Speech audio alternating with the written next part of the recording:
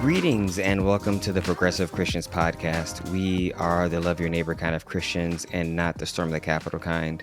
So if you are curious about what a socially and politically progressive Christianity looks like, then this is the podcast for you. My name is Reverend Dr. Christopher Carter and I'm your host. If you like the show, I want to invite you to please rate, review, share, and subscribe to us on whatever podcast platform you are using. Thank you to those of you who are doing that work. Our iTunes review scores are back up after a couple of people had bombed us for whatever reason and given us the one ratings. Obviously, some people who are not progressive Christians, but y'all are doing the work and things are back up to where they should be near 5. So very grateful for that. Also grateful to be joined by the entire crew this morning. Everybody is here. We are still safe from the fires. So thank you to those of you who are reaching out to us and asking. Everything is seem like it's moving in the right direction. So Julia, Wesley, and Reverend Blair, how are y'all doing this morning? Hanging in. Another Your phrase, morning. struggling well. Yes, struggling well. Yes. Struggling just well. It's on top of my head. It's just like, that's correct. That's where I'm at. Well, we are grateful to be joined by our special guest this morning, Reverend Claire McKeever-Burgett. We are going to be talking about her book, and then we're going to end talking about an upcoming book that she's, I think, just submitted to the press right now. But the first book we're going to be discussing is Blessed Are the Women, Naming and Reclaiming Women's Stories from the Gospels. Claire, we are so excited to have you on the podcast this morning. Thank you for being here. Thanks for having me. And thanks for reading and sharing the book. It means a lot. Yeah, it's been a great book. And I am, as Claire knows, I'm currently going through it right now for a sermon series at the church. I first read the book last year. I think early on, I think right after you had published it, I think you had reached out to me, and that's when I first read it. And I had in my mind trying to figure out when I was going to place it within the context of the liturgical calendar at my church. And I think this is an ideal time because we have already spent so much time in this, the birth narrative of Jesus talking about women, which makes sense, given what's happening. And so I thought it was an ideal time to keep building on that kind of pragmatic theme. But yeah, Claire, I guess before we get started, maybe just the first question is just kind of maybe tell people a little bit about who you are and kind of the work that you find yourself doing these days. Yeah. So I'm Claire. And yes, I do get to have the title Reverend, although I don't necessarily use it all the time. It's sort of a fluid identifier in my world, but ordained Alliance of Baptist Clergy years ago, went to Vanderbilt Divinity School, have kind of had a beautiful and winding path, and writing has always been a part of it, sort of in and out of nonprofit world and church world and contemplative spirituality world. So it was really a beautiful gift to kind of see it kind of culminate in this work, Blessed Are the Women, and so much fun to release that and to get to keep talking about it. I love that it's like almost a year later and I still get to talk about it. I'm like, okay, great. Apparently once you have a book, you always have a book. So, but yeah, I get to write now, somewhat full time. I mean, it's not like it's the thing that pays the bills, but it is something I focus on, and I do a weekly Substack and things like that. And just made an intentional decision, I don't know, about year and a half ago to really put writing at the center instead of letting it continue to kind of hang out when I had time. And then I am the director of faith formation at the Downtown Presbyterian Church. That is kind of a newer endeavor for me. And I'm getting to know that community. Started in September. And yeah, kind of looking at what it's like in a congregational setting in a downtown Nashville kind of church old historic church built in like 1851, has this like beautiful, wild Egyptian Renaissance sanctuary. Anyway, but yeah, like what does faith formation look like with everybody? I mean, young, old, everybody in between. So spend my time doing that and getting to be with Adam, my husband, and my kids, Wade and Liv, who are 9 and 5. My parents live down the street. I am sandwich generation caregiving Mm. for lots of different folks right now. So that's some of who I am. I always like to say that, particularly this time of year, I love college basketball. And I'm really excited that March is coming because I live for March Madness, both men's and women's. And it's just a really fun time in my life to watch basketball. So, Yeah, no, and you guys historically have had good teams at Vanderbilt off and on, and so that's always a good thing. off and on. Yeah. Off and on, I just say off and on, off and on.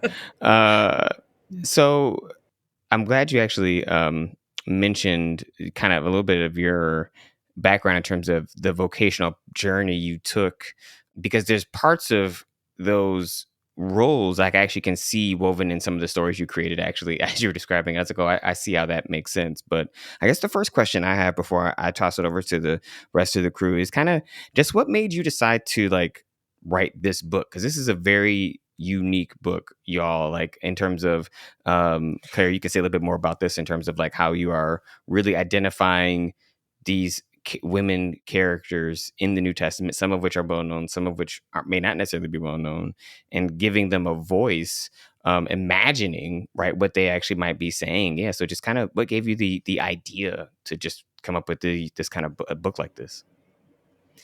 Yeah, I was invited. I write a little bit about this kind of at the very beginning, but I was invited to preach in Lent of 2018. The scripture was the woman who breaks, or anoints Jesus with oil. So breaks kind of a jar over Jesus's feet or head and anoints him as he's sitting around this table with a bunch of powerful men. Her presence scandalizes the men.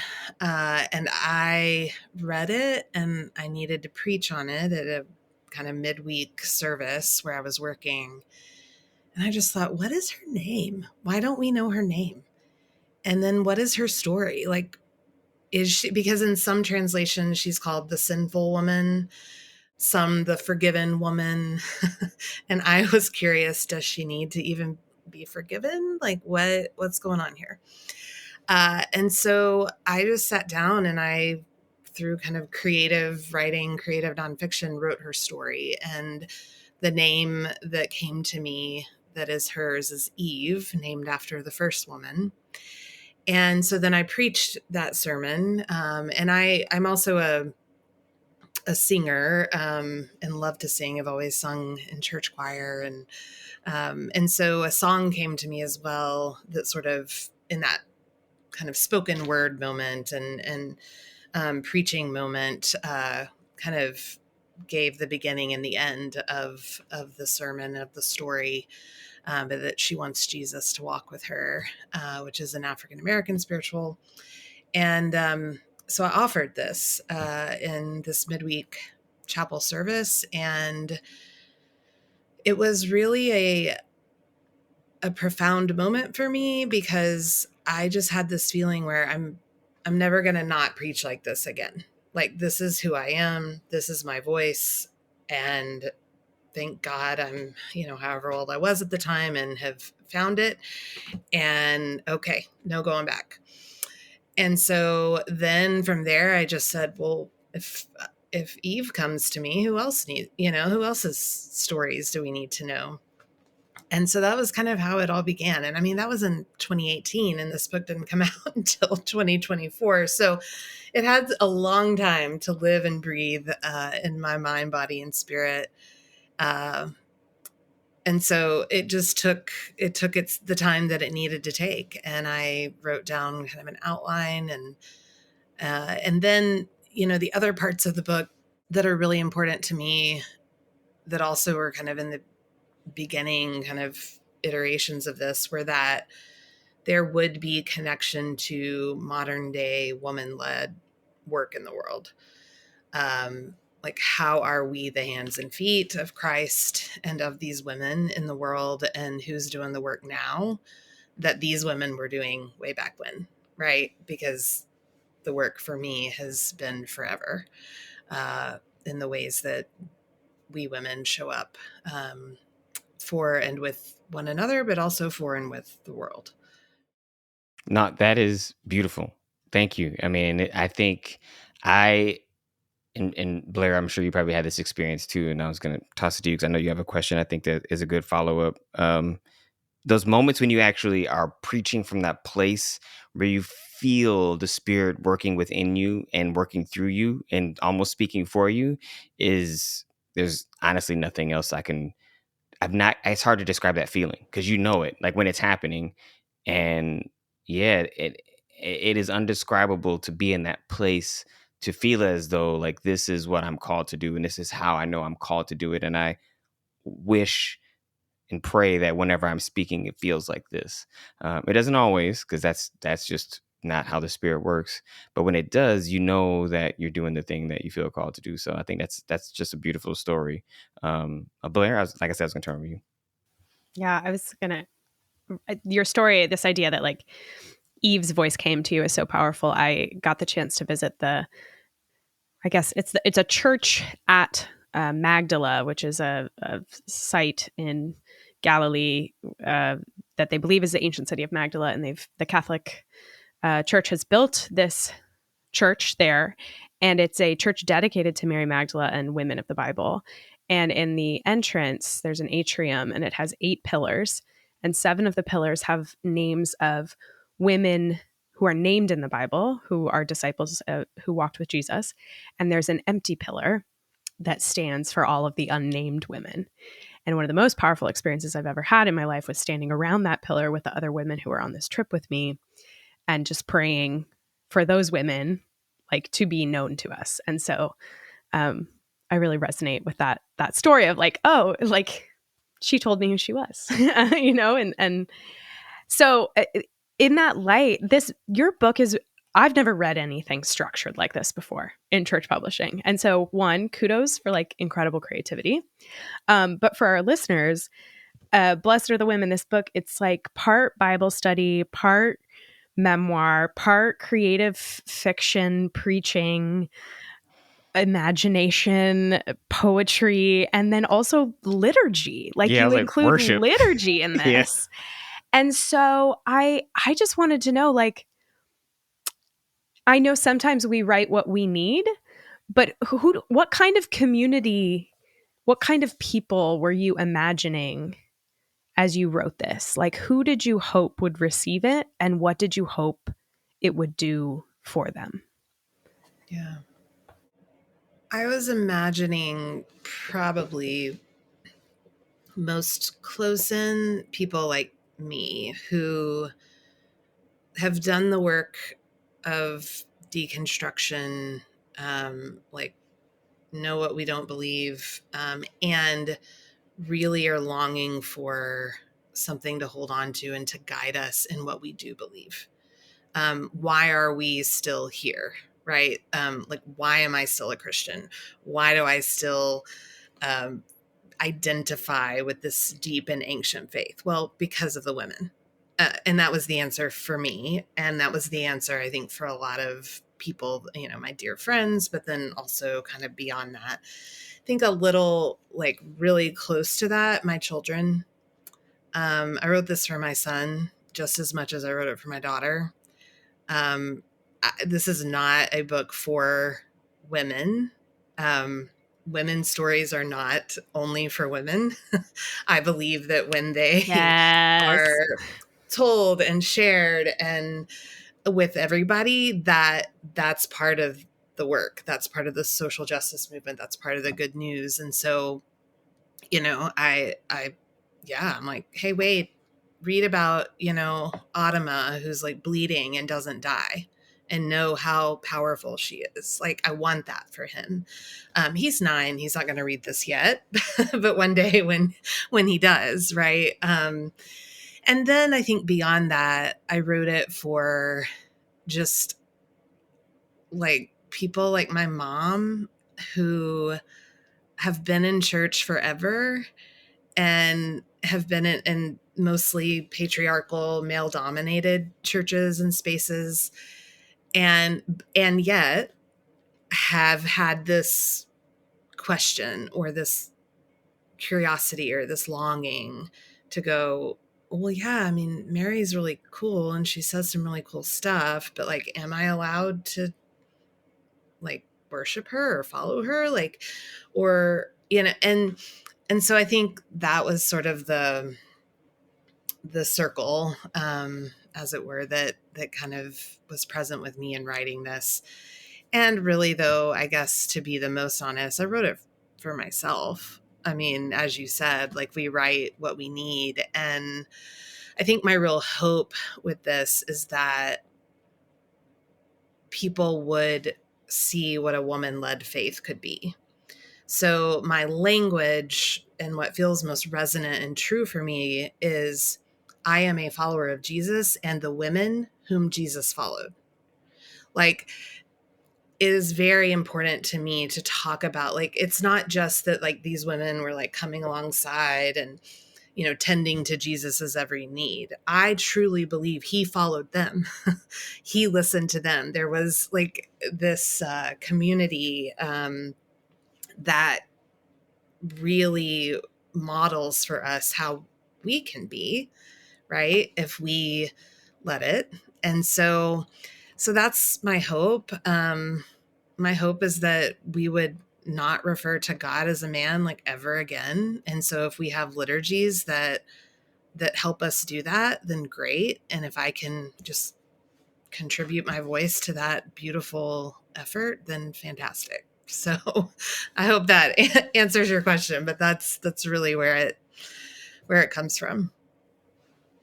No, I think that's a beautiful answer. And I can't imagine how your mom felt actually reading the book. When you said that, I was like, I can't, Yeah. because I think there's so many people of our parents' generation, women especially, who knew there was more to be said, but didn't have the permission to even ask the questions, probably depending on where they were.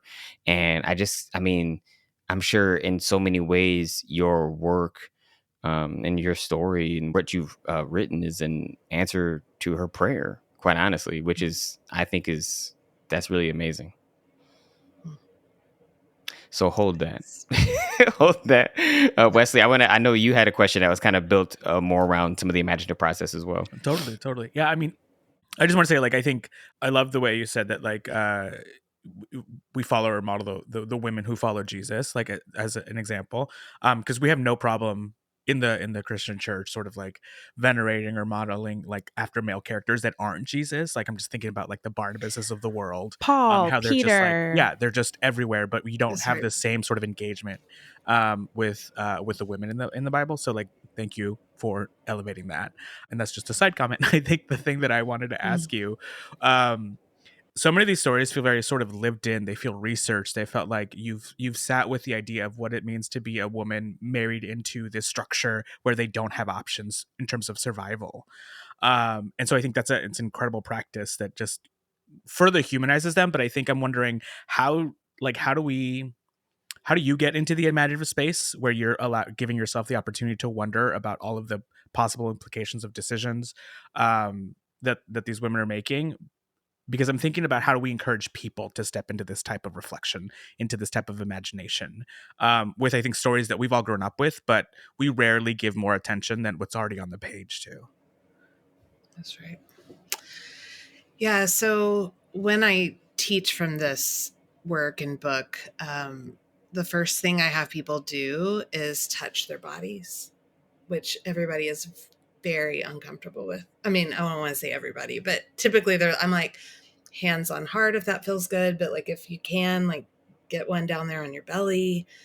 And so there's an invitation, because for me this is embodied work. It cannot survive just up here in the head. And so that was part of the process for me, and still is if I can slow down a little bit and take a deep breath and feel not only what's happening up here and, the words coming out or, but know that those words like live in my belly or live in my heart or live in my hands, just as much as they live up here in my brain. Then for me as a storyteller helps me then kind of get that on the page. So in turn, inviting people to get in their bodies is the first step. It's like, you have a body, you don't just have a head.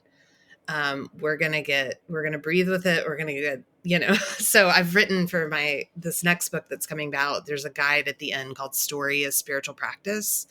And it is a guide for kind of how to do this. So your question is beautiful, leading into that, foreshadowing.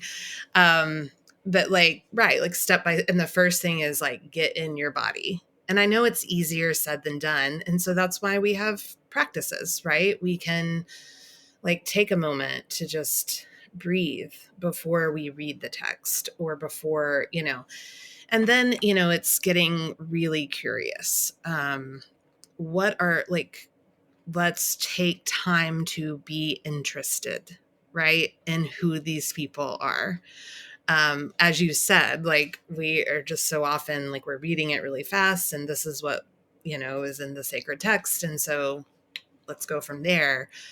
But I think if in our, reading groups and communal spaces and churches and worship services, we can actually build into the liturgy the space and time to get in our body, but also to like be curious, like hold space to like ask some questions, I mean, I think that can be really transformative and can help folks like consider like, who is Jesus's sister or sisters, and what was his mom's birth like, I also think like there is the layer here, and that I have witnessed is, because we're in patriarchal spaces, like it's not accepted to talk about things like birth or women's bodies or bleeding, or, to say, God forbid, vagina, or, Well,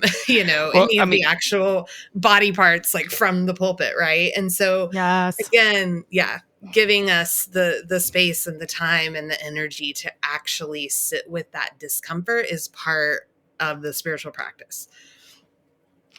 I like the story you have about the First Supper. I mean, it's common sense, right? That Jesus was breastfed. I mean, and like Blair, I thought I loved that moment, because I talked about that on the podcast over Christmas time. Was like thinking about how intense it must have been to try to get, like, breastfeeding completely changed my understanding of the Christmas story, because of how terrifying it is to try to feed your baby, and to imagine doing that by yourself in a barn. Like, so anyway, yes. Yeah. Right. Yes. I think what comes up for me based on just what you were just saying is in terms of some of the challenges we have within particularly the Christian tradition, especially Protestant traditions. I'm thinking of with getting into our bodies. When you like, what are, for you, I guess, what are some of the challenges you think, or why are there some of these challenges? Is it from our religious traditions? Is it American culture that can make it more difficult? Because you're right. Like, you can, even the chapter I'm going to ask you about in a few minutes, there's a lot of body and movement in your writing, like, because I can tell that's important to you, right? And so I'm curious, what do you think are some of the obstacles that we are having to work through as people of faith, as progressive Christians, even to kind of do the work that you're inviting us to do? I mean, white supremacy, patriarchy, misogyny. The same things we always talk about on this podcast. That's right. Those are, so to bring it a little more close in, specific, I think, like, women's bodies, right, from the beginning of time, right, have been, so if we're thinking about Eve, right, if we think of her as the first woman in this sort of poetic narrative, her body and what her body does is bad, right, from the get. And her body giving birth to children is not a miracle, is not powerful, right? In the way that the story has it, Mm-hmm. it's punishment. And so I think that's a huge obstacle. I think for that to be the beginning of our story, right? In terms of Christians, being Christian people, faithful people. Because I think, well, what if that story were told differently? What if she was really powerful because she climbed the tree and picked the fruit so that her family could eat? Like, what if, like, giving birth to Cain and Abel was like, it sent Adam just like reeling because he was so overwhelmed with her power, right? Our entire faith, I mean, right? If that was the story told, that in and of itself, I truly, like, we would think of women, we would think of our bodies very differently. Not as punishment, but as power, right? And so I think that is huge. And I get to join the work of many, many others. I mean, I'm not the only one doing this, thank God, right? To retell those stories, to reclaim them, so that we move closer to the world I believe God really wants us to inhabit.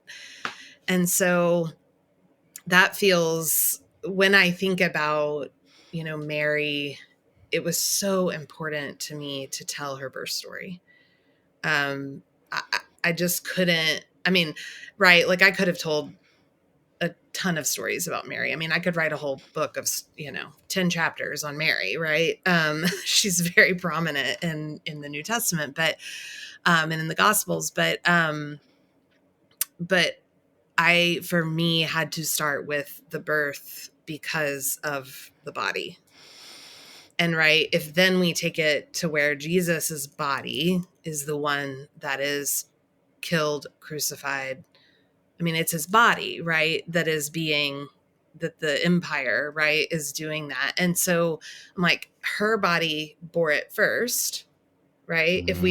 So I just think, like, and that's not to discount his, it's to say, like, they are married. They are together. They are intertwined. We're interconnected. Yeah. His cells are in her body. Exactly. Like her. Yes. So all of that is both, I think, obstacle, but opportunity. Right. Yeah. No, that's beautiful. I mean, that is, yeah, that is extremely beautiful. And even what you said earlier, I'm trying to remember the exact way you phrased it. Think of our bodies not as punishment, but as power. Yeah, I was just like, wow, that Literally is. wrote that quote down as well. Yeah, I was like, yeah. I mean, I have all these things that I write down that I'm like, oh, this should be on a T-shirt, right? Like, like Julia has this saying where she's like, money is their god and capitalism is their religion. I was like, T-shirt, like these things should be on a T-shirt for people to actually, know. And that is definitely one of them as well. So your body is not punishment; it is power. Yeah, the Progressive Christians podcast tote bag. Bam. I know. Yeah, we're in the process of creating, trying to do the merch, because we've had some people actually say we've tossed it out there, and people have been like, yes, I would buy things. You should create stuff. So yeah, it's we got a little. I'm trying to think. What's the I want to call it an army, because that's like, we're about nonviolent resistance here. We've got a crew. Yeah, we got a crew. We got a little crew of folks. A little community we're building. A decent sized crew, a community actually, which is actually it's beautiful actually. But we can talk more about that after the podcast. Julia, I know there is do you have a question that you wanted to ask as well? Yeah, I mean, I am really grateful for your work. For me personally, I'm obsessed with the idea of the humanity of Christ and like the people that were around. Like, it's so important to me. My favorite book is The Book of Longings by Sue Monk Kidd, and I love Red Tent by, oh my gosh, what's her name? Anita. Yeah, Diamante.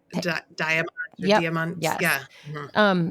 So this is like, girl, this work is like, it's my jam. It's my jam. I appreciate it. You mentioned earlier that you believe that you write write what you need. We write what we need. We create, as artists, we create what we need. And we send it out into the world, and people receive from it whatever, however, and we can't control that. But I am curious, what do you need to create? What do you think we, as progressive Christians, need to hear and see? Good luck. Okay. That's a great question. I need to be connected to people in order to create.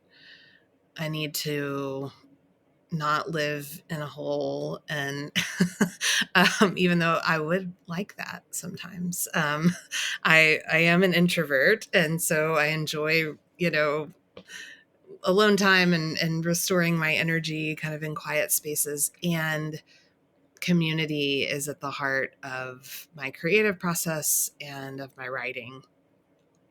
What I mean by that is hearing others' stories and hearing about their lives, just influence and make my work and my creative process, I think, deeper, richer, better, truer. And so community is just such a huge part of that. And no matter how hard I've tried to pretend that it's not, because I have, it's just the truth that keeps coming back, keeps knocking on my door. I also need to dance. That is a really important part of my creative process. And I, at different times of my life, have taught dance and yoga and martial arts, and I don't currently teach it now. And so teaching always held me kind of accountable to the practice. It was kind of convenient because I had it on my schedule. And ever since COVID and having our second child, anyway, it's just been a different pace and schedule for me with that. And I continue to remember, dancing doesn't have to be in a dance room with mirrors and bars, and it can be in my kitchen, it can be in the backyard, it can be in the car with the kids, and so just allowing myself, that also reminds me to have a little levity and fun. It doesn't all have to be so intense. These women laughed a lot, and I mean the women that I wrote about, but I just think in general laughter has been our guide throughout the years. So, and I think as progressive Christians, I mean, my guess would be, community, being together, having people that you can trust to say the hard things, but also trust to laugh with and kind of hang out in that vulnerable space together. I think hearing each other's stories is profoundly important to the ways that we create, whether it's liturgy or song or dance, any of it. The stories impact and influence, I think, our movement, and vice versa. Our movement impacts the story. So yeah, I think that's kind of how I would think about it. Now, I think given everything that's happening right now in our current political moment, which we were not going to do a deep dive in on this because this is a episode that is about joy and happiness and women and love and all the things that we need to help us get through the next 4 years of what right now seems like it's going to be a cluster. I think everything you described about the importance of community is critical. I think it's critical, and it is really the only thing. It's what's going to help us survive, and hopefully what's going to help us heal and build something new. Claire, I want to do a little bit of a before we go too long, and I want to do a little bit of a deeper dive into one of your stories, so people get a taste of what it is you've done with this amazing book. But also because for me, I would tell you it was deeply profoundly moving. And so it's a chapter 8, the one entitled Edith, Rachel, Sarah, and Leah. I'm sorry. And it's based on the scripture Matthew 13, 54 to 58, which reads, when he came to his hometown, he taught the people in their synagogue. They were surprised and said, "Where did he get this wisdom? Where did he get this power to work miracles? Isn't he the carpenter's son? Isn't his mother named Mary? Aren't James, Joseph, Simon, and Judas his brothers? And his sisters, aren't they here with us? Where did this man get all this?" And when I got to this part of the book, because I read things linearly, like, so I'm getting there. I paused and I was like, I don't think I remember Jesus having sisters. Like, I had completely forgot about this section of the story, this part of Matthew, because when I think about Jesus going back to his community, I always go to the Luke narrative, because this is the narrative that within the Black church especially we lean on a lot, because he's quoting from Isaiah, and it's about all this stuff that, like, as Martin Luther King Jr. would say, like, the guidelines for the church. There's a way in which it's a framework for what it means for us to practice our faith. I had forgotten this passage in Matthew. And in my head, I was like, oh, this is patriarchy. Like, this is literally how this is. Like, it's just easy for me to read through this male lens and just forget. And so in reading this story and imagining the role and the ways in which Jesus would have been shaped in community by his sisters, knowing full well that my sister has had a deep and profound impact on me, it moved me so much. And so, I just wanted to at least share that with you, and just like, that particular story I know is important to how you even talk and teach about this book, right? Yeah. This is the scripture that I use when I'm leading people through this story of spiritual practice, and when I'm teaching, and we read it, and then I say to them, spend some time in your circles or tables or groups, or even individually, thinking, who are Jesus's sisters? What are their names? What did they love? What drove them crazy? What did they think about Jesus, or did they think about him at all?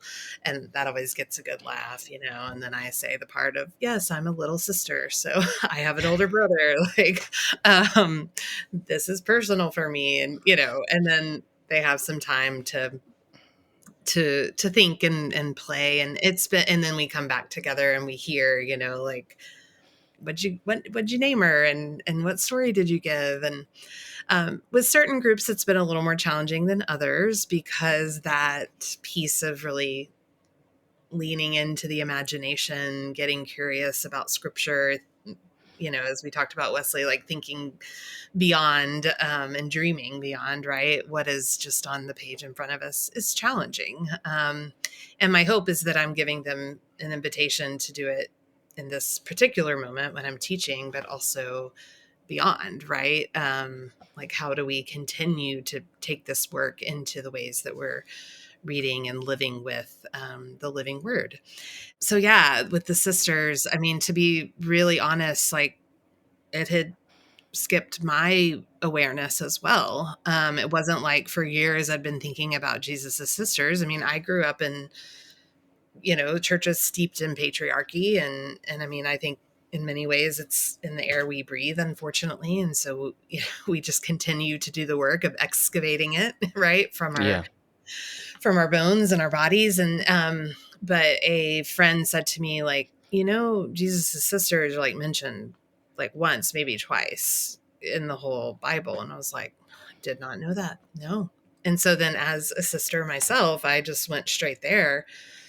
And in this particular passage, I love the question, where did he get all this? Right? Because what they're doing is they're asking, where did he get his power? Right?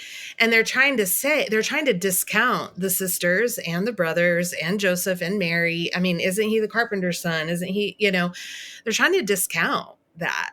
And what I tried to do with this particular story and how I imagined it is, he got his power from his mother's prayer practice. I mean, so as you read the story, I mean, and from his sister's prayer practice, they would get up every morning before the sun rose, and they would have embodied prayer on the hillside, and Jesus stumbles upon it and he witnesses it, and then they are beautiful and inclusive and invite him in. And that's where Jesus and how Jesus learns how to pray. Now, did this actually happen? Who the heck knows, right? Like, but it happened in my own imagination, right? And that is real. Like and so I like people to know, like, our imaginations are not these like fake things. Like, it's not just blow and smoke, right? Like, when we imagine it, it can be real, and it can make then meaning and transformation in our lives. And so yeah, that's my favorite. I'm just like, where did Jesus get all this? And I love reading that. Like the verbal kind of rhetorical, emphasis you can put on that question can be really powerful. So No, it is it I mean, I felt like in using it for my sermon on Sunday, I really connected with the ways in which he talk about how he gets his power from his community. Because I do feel like, as someone who's a person of color who had went to a predominantly white, university, that I felt like I was not only representing my community, but like I was trying to tell their story. And it was through their stories and through the power they've given me, right, that I was able to go there and be myself, right, without falling into the traps. And those traps are very pervasive, right, to fall into the traps of performing a certain kind of way of being in the world that isn't consistent with me or who I understand myself to be.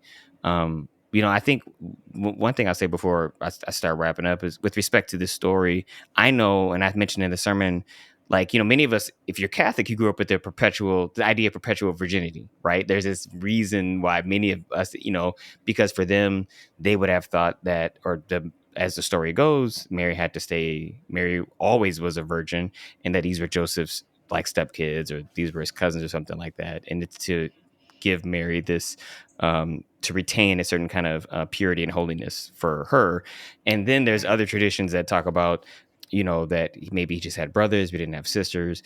And so I think there's all these things that go back to the first part we were talking about earlier about the body, right? That really tie into why people are trying to control bodies, even in the way we tell these stories, to then, I would argue, create institutions and systems that are in alignment with still regulating and controlling other bodies, particularly women's bodies, right?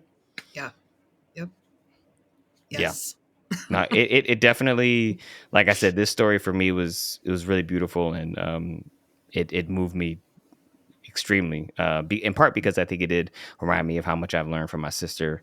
And when, I'm the oldest, and so when you have a younger sister, you don't, at least for me, I hadn't really been like, oh, whatever, I'm the oldest. But my sister she's the most, like, the kind of person you would meet and you would think that they should be a pastor's wife. Like, she's the one that is more religious, if you will, of the two of us. Like, that's how she is. And I know she listens to the podcast, so she's going to hear it and she's going to be laughing, but this is just the truth.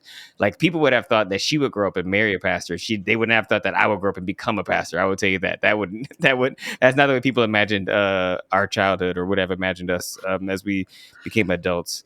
But Claire, before we finish, I want to invite you maybe to share a little bit about your next project, and like where people can find out about your work. Like, where can they find you at?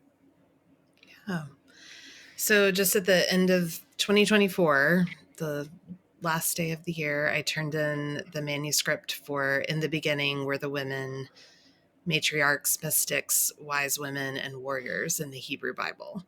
And so this one was quite the endeavor, just because I wanted to write some of the stories of women from the Hebrew Bible. And so this one has less of my own story in it. So there's not as much, like, it's 6, and I wrote 16 chapters. So there's 4 in each. And I have not yet heard from the editor on whether I need to rewrite the whole thing. So we'll just send up, some prayers on that. No, but I joke. But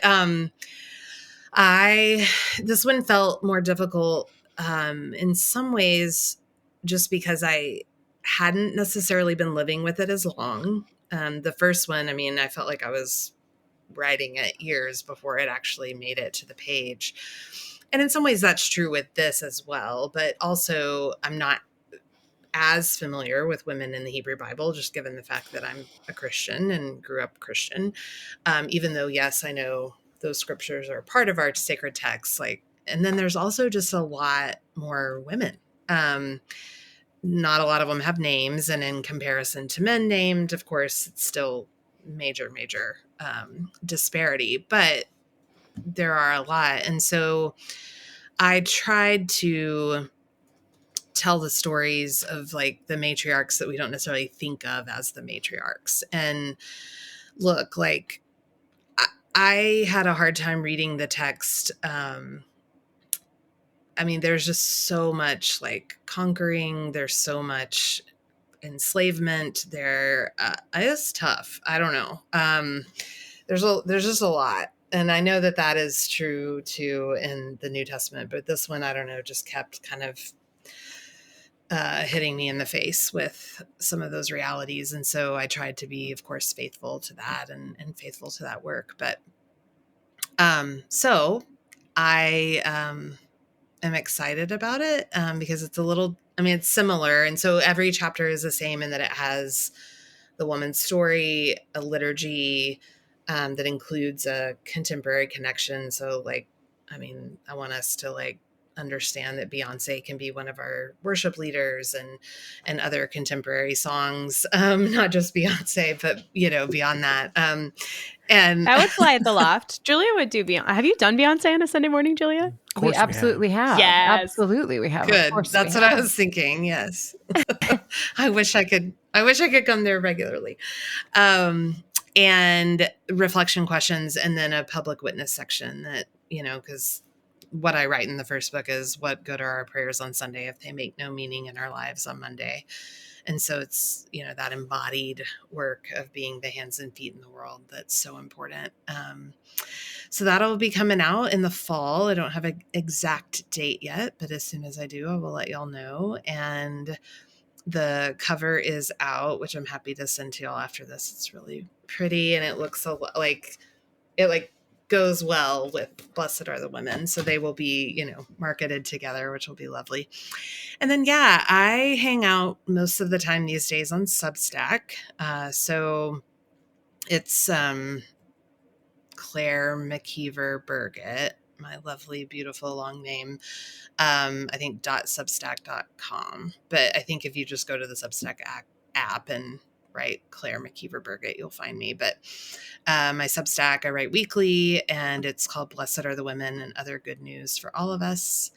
And and then I also have my website, clairemckeeverburgett.com, where you can links to where you can buy the book. That's at all major booksellers. And always a good idea to call your library and request that they have it so that folks don't have to pay to have it. And your local bookstore too. If you just call, typically they'll, if there's enough interest, they'll make sure they have it. So, I am on Instagram. I have an Instagram profile. I have been taking a much needed respite from that space. So we'll see what happens in the days to come. But yeah, that's kind of how we can connect. And again, I'm grateful that y'all have read the book and are connected with it, and hope that it just continues to live beyond my own mind, body, and spirit. That's the beautiful thing, is when it can live with others. So, well, I am sure that lots of people from our congregation have already bought the book, and I know people who listen to this are going to do the same thing, because it is really, not only is it inspiring, but I think you've hit on it multiple times in different ways, like the invitation to imagine. It gives us an opportunity to place ourselves in some ways in the story of salvation and redemption. That's what I get out of this, actually, in so many ways. And it's really powerful, and it's creative and fun, and I really thoroughly enjoyed it. So thank you for joining us, and thank you for writing it. Thank you for coming and talking about it. And we look forward to having you back on to talk about your newest book when it is out, and really looking forward to diving into that as well. thank you. Yeah, you're very welcome. So thank you all for joining us for the Progressive Christians podcast. If you would like to connect with us and be a part of the conversation, You can find us on Instagram and TikTok at The Progressive Christians. And I know we're all trying to figure out what we're going to do with these particular social media platforms, because apparently they wanted to, they've decided to join. I don't even know, man. Like, what the heck's going on with both of these people? So anyway, we're figuring it out. We're figuring it out. We're moving ahead. We're moving ahead. So thank you all for joining us, and we will talk to you soon. Bye. Bye. Bye.